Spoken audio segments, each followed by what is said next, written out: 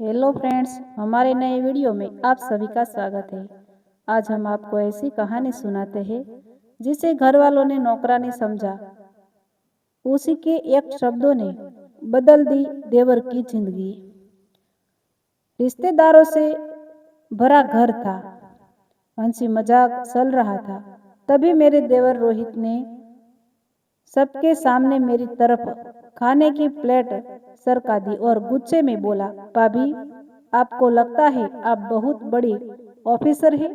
घर में रहकर ऑनलाइन काम करने से कोई बड़ा नहीं बन जाता।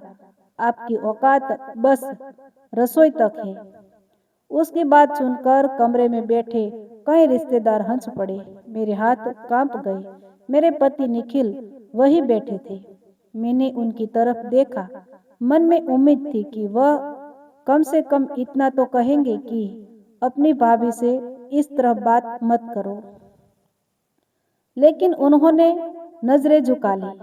रोहित ने गुस्से में प्लेट मेरी तरफ फेंक दी। दाल मेरे कपड़ों पर गिर गई और प्लेट फर्श पर टूट गई। कमरे में अचानक सन्नाटा सा गया।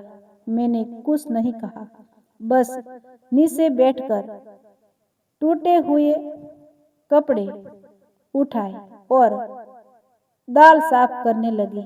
मेरी आंखों से आंसू गिर रहे थे, मगर मैंने उन्हें किसी के सामने पोसा तक नहीं। मेरा नाम सिया था। शादी को 7 साल हो चुके थे। मैं एक बड़ी कंपनी में सीनियर स्ट्रेटेजी मैनेजर थी और घर से काम करती थी।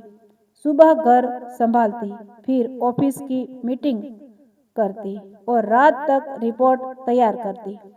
लेकिन ससुराल में मेरी नौकरी को कोई नौकरी नहीं समझता था।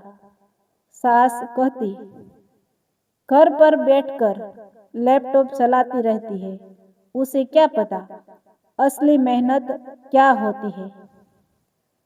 रोहित तो अक्सर मेरा मजाक उड़ाता, भाभी, आपकी कंपनी आपको इतना पैसा देती है तो कभी घर में भी खर्च कर दिया करो। मैं मुस्कुरा देती, क्योंकि मुझे लगता था कि जवाब देने से रिश्ते टूटेंगे।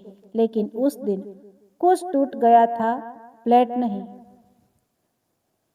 लेकिन उस दिन दिल टूट गया था, प्लेट नहीं।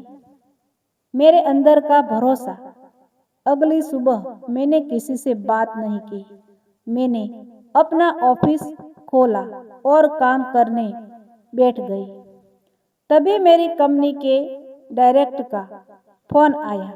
उन्होंने कहा, सिया, अगले हफ्ते हमारी कंपनी में एक बहुत महत्वपूर्ण इंटरव्यू है। एक इंटरनेशनल प्रोजेक्ट के लिए नया स्ट्रेटेजी हेड सुना जा रहा है। इस पद के लिए आखिरी फैसला मेरे साथ तुम्हारी राय से होगा। मैंने सामान्य आवाज में कहा, सर, मैं पूरी ईमानदारी से अपनी राय दूंगी। उन्होंने उम्मीदवारों की सूची मुझे भेज दी। मैंने फाइल खोली और मेरी उंगलियां अचानक रुक गई। पहले नंबर पर नाम था रोहित शर्मा, मेरे देवर का। वही रोहित जिसने कल मुझे सबसे सामने नौकरानी कहा था। मैं कई मिनट तक स्क्रीन को देखती रही। मेरे पास उसके रेज्यूमे की पूरी जानकारी थी। उसकी पिछली नौकरियों से लेकर उसके प्रोजेक्ट तक उसने इस नौकरी के लिए बहुत मेहनत की थी और यह नौकरी उसकी जिंदगी बदल सकती थी। लेकिन इस पद के लिए सिर्फ डिग्री नहीं, बल्कि ईमानदारी, नेतृत्व और टीम के साथ व्यवहार देखा जाता था। मैं चाहती तो एक शब्द में कह सकती थी, यह लड़का इस पद के लायक नहीं है, और उसका इंटरव्यू वही खत्म हो जाता। लेकिन मैंने ऐसा नहीं किया। मैंने फाइल बंद कर दी। अगले 5 दिन घर में अजीब माहौल रहा। रोहित को पता था कि उसका इंटरव्यू होने वाला है। वह दिन रात तैयारी करने लगा। जिस भाभी को उसने नौकरानी कहा था, उसी के बनाए खाने को प्लेट लेकर वह कमरे में बैठकर पढ़ता रहा। एक रात मैंने उसे चुपचाप कहते सुना, माँ, इस बार नौकरी मिल गई तो सब बदल दूंगा। सास ने कहा, मुझे पता है बेटा, तू बहुत काबिल है। मैं दरवाजे के पीछे खड़ी थी। मेरी आंखें भर आई क्योंकि मुझे पहली बार लगा कि शायद रोहित बुरा इंसान नहीं था। बस उसे कभी अपनी गलतियों का आईना दिखाया ही नहीं था। 5वें दिन इंटरव्यू था। मैं ऑफिस पहुंची तो देखा कि रोहित इंटरव्यू रूम के बाहर बैठा था। मुझे देखते ही वह घबरा गया। वह तुरंत अपनी कुर्सी से उठा। कुछ पल तक चुप खड़ा रहा। फिर धीरे धीरे मेरे पास आया। मैंने कहा, तुम यहाँ? उसने सिर झुका लिया। फिर दोनों हाथ जोड़कर बोला, भाभी, मुझे पता है आप ही इस इंटरव्यू प्लान का हिस्सा है। मैं चुप रही। उसकी आंखों में आंसू थे। मुझे नौकरी चाहिए, लेकिन उससे ज्यादा मुझे आपसे माफी चाहिए। मेरी आंखें नम हो गई। वह बोला, उस दिन मैंने जो किया उसके लिए मुझे दुख से शर्म आती है।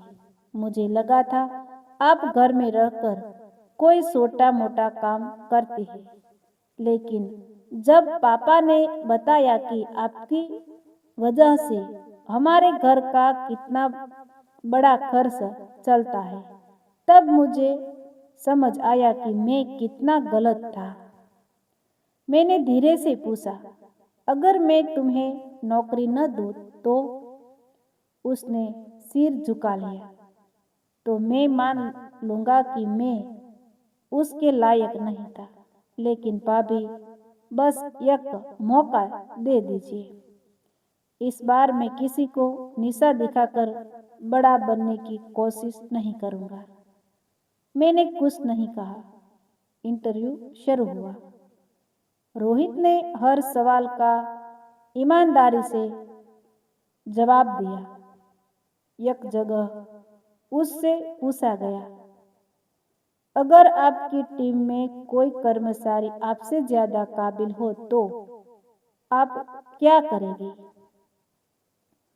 रोहित कुछ सेकंड चुप रहा, फिर बोला, पहले मैं शायद उससे जलता, लेकिन अब मैं उसकी काबिलियत से सीखूंगा, क्योंकि किसी दूसरे की ऊंचाई कम करने से हमारी ऊंचाई नहीं बढ़ती। मैंने उसकी तरफ देखा।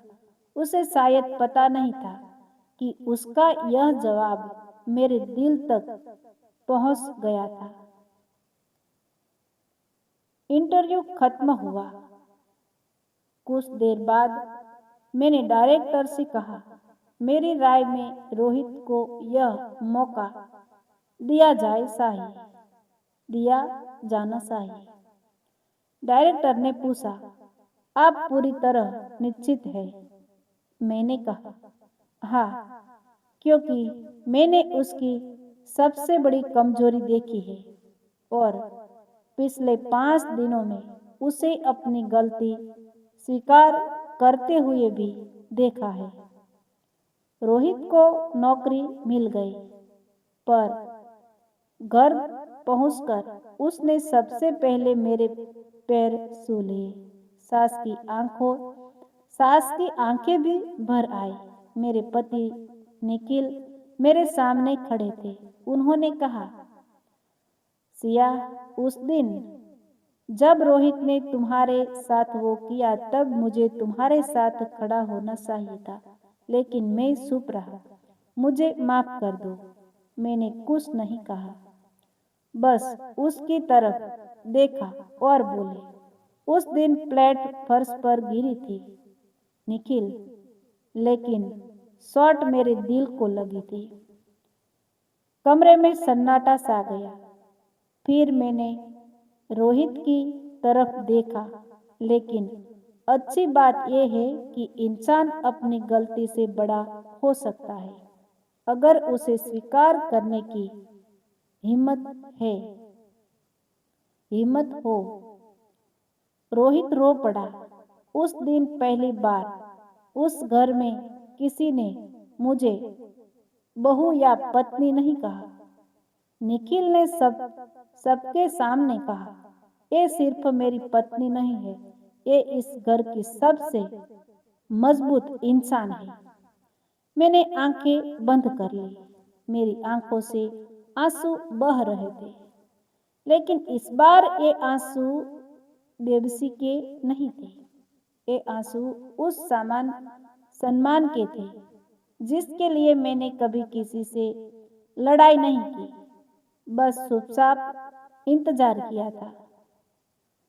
कभी कभी जिंदगी में बदला लेने का सबसे खूबसूरत तरीका यही होता है कि जिस इंसान ने आपको गिराने की कोशिश की हो, आप उसके गिरने की वजह न बने, बल्कि उसे उठने का एक मौका दे दे। क्योंकि इंसान की असली जीत तब नहीं होती जब सामने वाला हार जाए, बल्कि तब होती है जब सामने वाला आपकी इज्जत करना सीख जाए। तो फ्रेंड्स, ऐसे ही नई नई वीडियो देखने के लिए हमारे चैनल लाइक, शेयर और सब्सक्राइब कर दीजिए प्लीज़।